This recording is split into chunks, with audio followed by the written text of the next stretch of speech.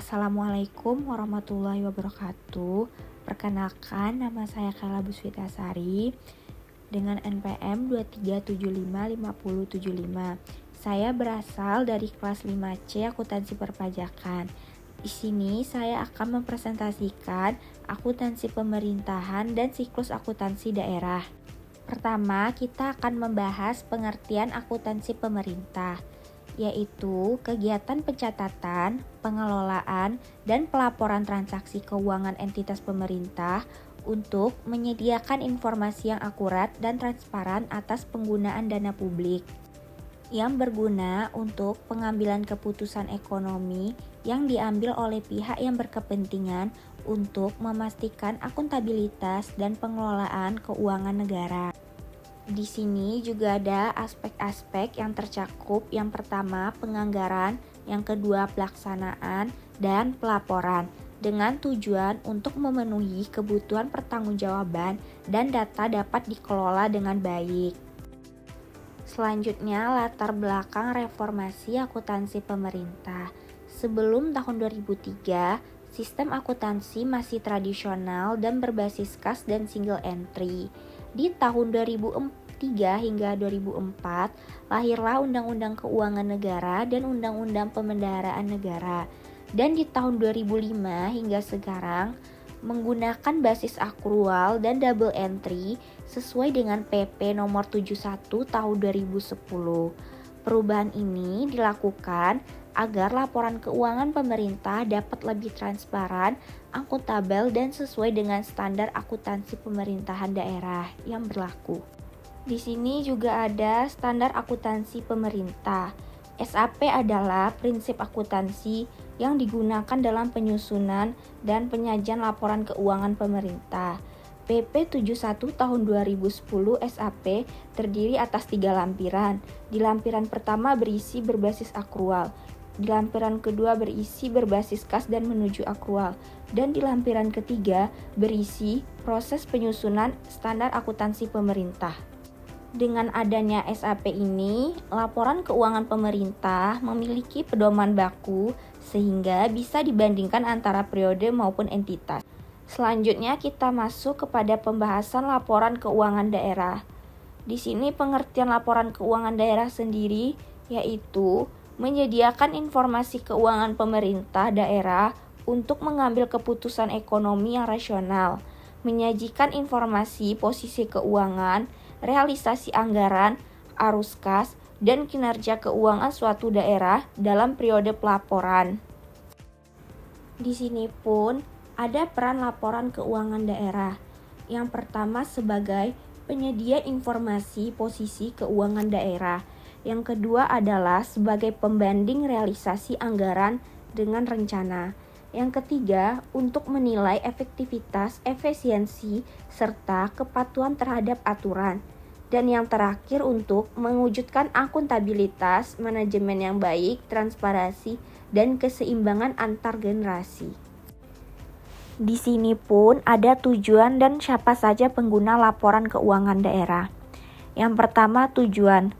Di sini laporan keuangan daerah bertujuan untuk menyajikan jumlah dan hasil penggunaan sumber daya. Yang kedua, menunjukkan bagaimana kegiatan pemerintah didanai. Dan yang ketiga, memberikan gambaran perubahan posisi keuangan daerah. Dan pengguna laporan keuangan daerah sendiri yang pertama ada masyarakat. Yang kedua, DPRD, lembaga pengawas, dan lembaga pemeriksa. Yang ketiga, pemberi pinjaman, donatur, dan investor. Dan yang terakhir adalah pemerintahan pusat maupun pemerintahan daerah. Prinsip pemerintahan daerah. Kegunaan dari prinsip pemerintahan daerah sendiri ini untuk menyusun dan menyajikan laporan keuangan pemerintah.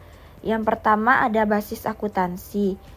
Basis akuntansi ini digunakan dalam laporan keuangan pemerintah dalam bentuk basis laporan operasional, akrual untuk pengakuan pendapatan beban, aset, kewajiban, dan ekuitas. Yang kedua ada nilai historis. Nilai historis ini adalah berupa aset yang dicatat sebesar pengeluaran kas dan setara dengan kas yang akan dibayar. Yang ketiga adalah realisasi. yaitu pendapatan basis kas tersedia yang telah diotorisasikan melalui anggaran pemerintah pada suatu periode akuntansi dan dapat digunakan untuk berbagai kepentingan. Yang keempat ada substansi menguli bentuk formal, yang dimana prinsip ini sebagai informasi yang digunakan untuk menyajikan transaksi serta peristiwa lain yang seharusnya disajikan. Yang kelima ada periodisitas, yaitu adalah kinerja entitas yang dapat diukur dan posisi sumber daya yang dimiliki.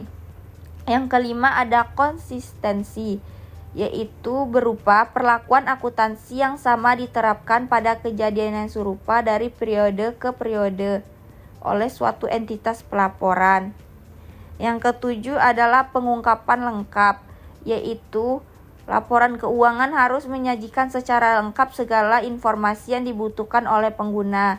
Dan yang terakhir adalah penyajian wajar, yaitu adalah faktor pertimbangan sehat saat diperlukan bagi penyusun laporan keuangan dan manajemen keuangan.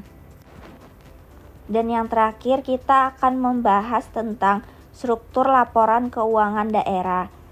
Di sini memiliki 7 komponen. Yang pertama adalah laporan realisasi anggaran yang berfungsi sebagai penyajian perbandingan antara realisasi pendapatan, belanja, dan transfer dengan anggaran yang telah ditetapkan dalam satu periode.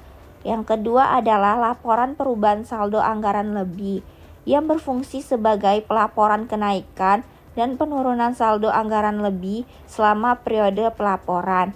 Yang ketiga adalah laporan operasional yang berfungsi sebagai penunjuk seluruh kegiatan operasional entitas selama satu periode akuntansi.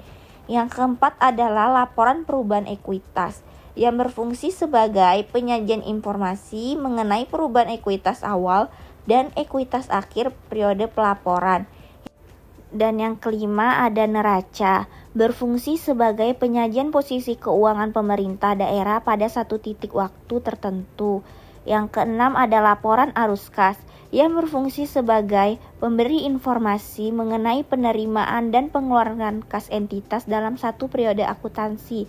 Dan yang terakhir ada catatan atas laporan keuangan yang berfungsi memberikan penjelasan rinci atas pos-pos yang disajikan dalam laporan keuangan, sehingga laporan penggunaan keuangan dapat memahami lebih mendalam. Sekian presentasi dari saya. Kalau ada salah kata mohon maaf. Assalamualaikum warahmatullahi wabarakatuh.